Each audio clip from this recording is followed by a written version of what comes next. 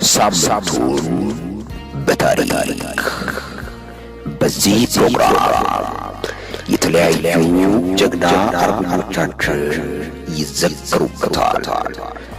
ሳምንቱን በታሪክ ለአገሬ ስታገል ለድንበሯ ተኝቻለሁ እኔም ካፈሯ ስለ ድል ታሪኬ ስታወሱ ቤተሰቦቼን ግን እንዳትረሱ።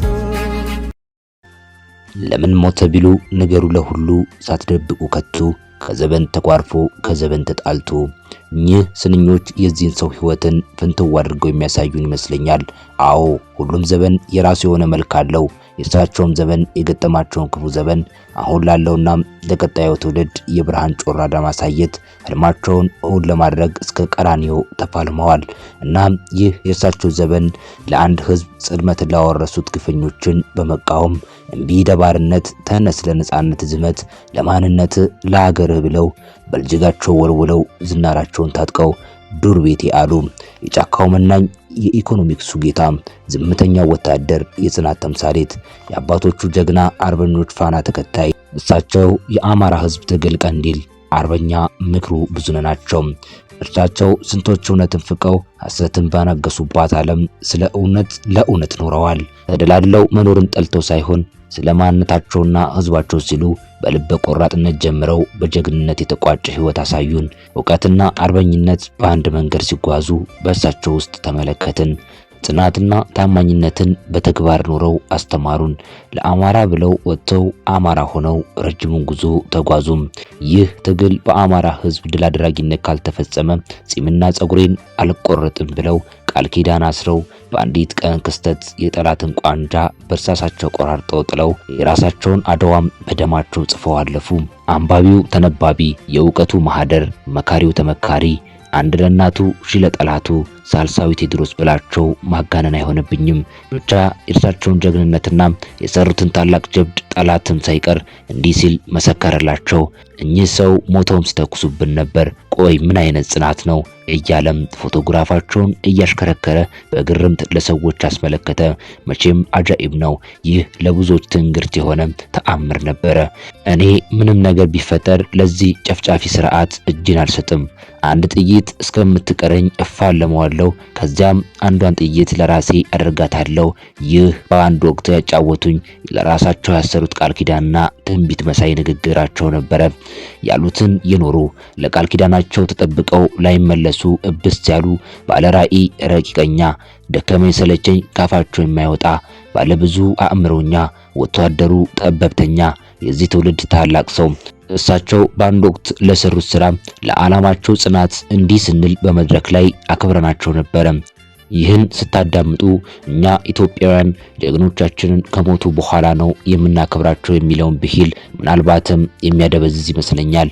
በትውስታ ወደ ኋላ እንወሰዳችሁና አጭር የህይወት ታሪካቸውን የምናጋራችሁ ይሆናል። እሳቸው የፋይናንስ ክፍሉን በታማኝነትና በብቁ የሥራ ጥራት ምንም አይነት እክል ሳይገጥማቸው ሽራፊ ሳንቲም ሳይጎልባቸው የኃላፊነትን ምንነት ለሌሎች አርአያ ሆነው በብዙሃኑ አስመስክረው አስጨብጭበዋል። ይህ ብቻ አይደለም። ይህ ትግል ከፍተኛ የሆነ ውጣ ውረድ መሰናክሎች ያሉበት ትግል ነው። እናም በዚህ ዕድሜያቸው የተለያዩ ፈተናዎችን ከወጣቱ ታጋይ እኩል ለመጋፈጥና በመውጣት ብዙዎችን እጅን ካፍ ላይ አስጭነዋል። እኔ በግሌ ብዙ ጊዜ ከእሳቸው ጋር አውግተናል። ስለ ማንነታቸውና ስለ ሀገራቸው አብዝተው ያስባሉ። ታሪካቸውን ጠብቀው አስጠብቀው መጓዝ ይሻሉ። ትሑትና ሰው በሰውነቱ አክባሪ ናቸው። ብቻ ምን አለፋችሁ ራእያቸው ሩቅና ረቂቅ ነው። ታዲያ ይህንን ሁሉ የሚንዘባዘበው ስለማን ይሆን ብላችሁ ግራ መጋባታችሁ አይቀርምና እሳቸው የአፋብኃ ደቡብ አማራ ቀጠና አሳምነው እዝ የቅሰም ክፍለ ጦር የፋይናንስና ግዢ ኃላፊ አርበኛ ፋኖ ምክሩ ብዙነህ ናቸው። ይራል ይራልልን አረበቱ ጀማ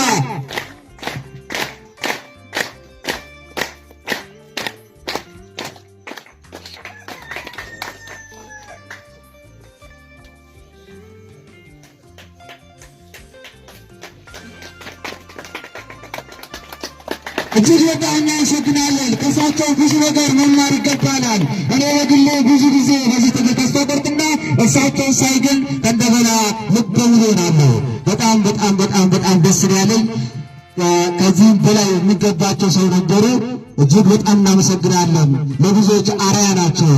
አርበኛ ምክሩ ብዙነህ ከእናታቸው ከወይዘሮ ታገኘው ዘለለው ከአባታቸው ከአቶ ብዙነህ አውላቸው በሀገረ ማርያም ከሰም ወረዳ በዛላ ዘንባባ ቀበሌ ልዩ ስሙ መስኖ ደስታ ጎጥ ተብሎ ከሚጠራው ስፍራ በጥር ወር ቀን 21 1967 ዓ.ም ተወለዱ።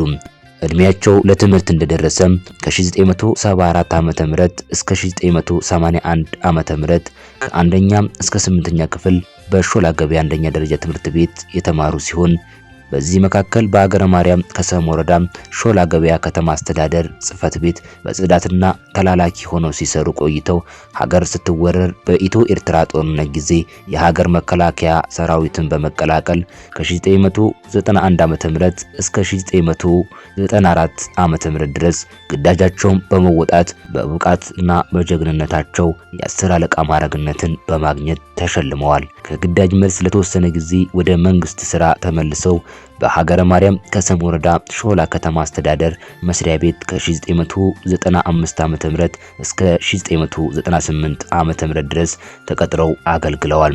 ከ1997 ዓ.ም እስከ 1999 ዓ.ም በቡልጋ ሁለተኛ ደረጃ መሰናዶ ትምህርትን የ9ኛና 10ኛን ክፍል እንዳጠናቀቁ ከ2000 እስከ 2002 ዓ.ም በሸኖ ከተማ ሁለተኛ ደረጃ ትምህርት ቤት 11ኛና 12ኛ ክፍልን በመማር ከፍተኛ ውጤት በማምጣት ወደ ጎንደር ዩኒቨርሲቲ በመመደብ ለ3 ዓመት ያክል በጎንደር ዩኒቨርሲቲ በማህበራዊ ሳይንስ ትምህርታቸውን በመከታተል በከፍተኛ ደረጃ የመጀመሪያ ዲግሪያቸውን በማዕረግ ተመርቀው 2004 ዓ.ም በሀገረ ማርያም ከሰም ወረዳ በጤና ጽሕፈት ቤት ተቀጥረው በእቅድ ዝግጅትና ክትትል የሥራ ዘርፍ እየሰሩ እያለ በተጨማሪም በኢኮኖሚስት የማስተርስ ዲግሪያቸውን ነሐሴ 29 2014 ዓ.ም ተከታትለው በመጨረስ በከፍተኛ ውጤት ተመርቀው በነበሩበት የመንግስት ስራ እያሉ የህወሓት የክተት ዘመቻ ሲጠየቅ ለሀገራቸው ሲጠሩ ለሶስተኛ ጊዜ የዘመቻነትና በሀገራቸው የማይደራደሩ ጀግና እንቁ ታጋይ መሆናቸውን አሳይተዋል። አርበኛ ምክሩ ብዙነህ ገዢው ስርዓት ከህወሓት ዘመቻ መልስ በአማራ ክልል ባደረገው አማራን የማጥቃት ዘመቻ ልዩ ኃይል ሲፈርስ በክልሉ ደረጃ ያሉ መሪዎች ሲገደሉ እንዲሁም በወለጋ አርሲ ክፍለ ሀገር ደራና መተከልም በሚደረገው ዘግናኝ የዘር ጭፍጨፋን በማየት እንደ አማራ የታወጀብንን የህልውና የማጥፋት ዘመቻ ከታወጀብን ቀን አንስቶ ከዚህ ስርዓት ጋር አብሬ አልሰራም በማለት ህዝቤን ከዚህ አረመኔ መንግስት ጋር ነፃ ለማውጣት የፋኖ አደረጃጀትን ነሐሴ 23 2015 ዓ.ም በይፋ ተቀላቅለዋል። የአርበኛውን የህልውና ዘመቻ ተጋድሏቸውን በጥቂቱ እንመልከት። አርበኛ ምክሩ የፋኖን አደረጃጀት ከተቀላቀሉ ጀምሮ የአካባቢውን ወጣትም ሆነ ማህበረሰብ በማንቃት በማስተማር እንዲሁም በማደራጀት የነበራቸው ሚና በጣም ከፍተኛ በመሆኑ የገዢው ስርዓትን በአጭር ጊዜ ውስጥ ጳጉሜ 3 2015 ዓ.ም በማፈራረስ ተሳታፊም ነበሩ። በመቀጠል ወረዳውን ለአንድ ወር ፋኖ በመቆጣጠር አንዳችም የህዝብ ንብረት የሆነውን እንዳይነካ በማድረግና በማስከበር ቆይተው መስከረም 24 2016 ዓ.ም ከብልጽግና ሰራዊት ጋር አንገት ለአንገት በመተናነቅ የጀግንነት ጥግ አሳይተዋል። ነገር ግን ለሰው ህይወት አንዳችም ርህራሄ የሌለው አብይ አህመድ በድሮን በዙ 23 በመድፍና በሞርተር ማህበረሰቡን ሲጨፈጭፍ ሰራዊቱን ከሌሎች ጓዶችና አመራሮች ጋር በመሆን ወደ ጫካ ይዘው በመግባት ሲዋቀር የበኩላቸውን ድጋፍ አበርክተዋል። ከዚህም በመቀጠል አደረጃጀት በመስራት በብርጌድ የነበረውን ጦር ከሌሎች ወረዶች ጋር በማስተሳሰርና አንድነት በመመስረት የአራት ወረዳ ጦር አንድነት እንዲኖርና ግዙፍ የከሰም ክፍለ ጦርን እንዲመሰረት ከፍተኛ አስተዋጽኦ አድርገዋል። እርሳቸው የክፍለ ጦር ዋና ፋይናንስ ኃላፊ በመሆን ድርጅቱን በከፍተኛ ብቃት ለ3 ዓመት ደከመኝ ሰለቸኝ አመመኝ ሳይሉ የማይዋዥቅ አቋም እያገለገሉ የቆዩ ሲሆን እንደ አማራ አንድ አታጋይ ድርጅት አማራ ፋኖ ብሔራዊ ኃይል ንቅናቄ አፋብን ሲመሰረት በከፍተኛ አመራርነት በመመደብ አማራዊ ግዴታቸውንና የበኩላቸውን አስተዋጽኦ በማድረግ የአንበሳውን ድርሻ ይወስዳሉ። አፋብን ደቡብ አማራ ቀጠና አሳምነው እዝ ከሰም 2ኛ ኮር ከፍተኛ አመራርነትን፣ የሥራ ድርሻ፣ የፋይናንስ ኃላፊነትን ተረክበው በመስራት ላይ ሳሉ ይህንን ያገዛዙ ሰራዊት ፊት ለፊት አብረዋቸው ከነበሩ የትግል አመራሮችና ጓዶቹ ጋር ልዩ ቦታው ፉራ ተብሎ ከሚጠራው አካባቢ በግንባር በመግጠም የጠላትን ኃይል ግንባሩን በመምታት እንደ ቅጠል ካራገፉ በኋላ ከነበራቸው የትጥቅ ተተኳሽ በመጨረስ እንደ ወትሮ የሁል ጊዜው መፈክራቸው ጠላት አስክሬን እንጂ በምርኮኝነት አሊያም እጅ በመስጠት የማልጠረጠርና የአማራን ጀግንነት የማላረክስ የአባቶቼ ልጅ ነኝ እንደሚሉት ሁሉ አንዷን ጥይት ለራሳቸው ማድረግ መቅደላ ላይ አጼ ቴዎድሮስ የተሰዋውን የአባታቸውን ታሪክ በክብር በመድገብ አንድ ጥይት ለራሳቸው ማድረግ ለዚህ ለአማራ ሕዝብ በገዛ ጥይታቸው በክብርና በጀግንነት ተሰውተዋል። ወንጀልና ሰብአዊ ወንጀሎች ፍትህ ርትዕ ማረጋገጥ ነው። አማራውያን የተጣለብን የህልውና ጥቃት አለ፣ እየመከትን ነው። አማራን የማጥፋት ዘመቻ ከታወጀ ዓመታት ተቆጥረዋል። የአማራ ትግል በብሔርተኝነት መስመር መደራጀትና መመራት መቻል አለበት። የዘር ማጥፋት ጥቃት የአንድ ህዝብ ህልውና አደጋ ነው። የተወደዳችሁ አድማጭ ተመልካቾቻችን ለዛሬ ያዘጋጀንላችሁ ፕሮግራም ይህን ይመስል ነበር። በቀጣይ በሌላ ፕሮግራም እስከምንገናኝ ሰናይ ጊዜ ተመኘን። ሞት ሚዛን የለው ምነው ደጋጉን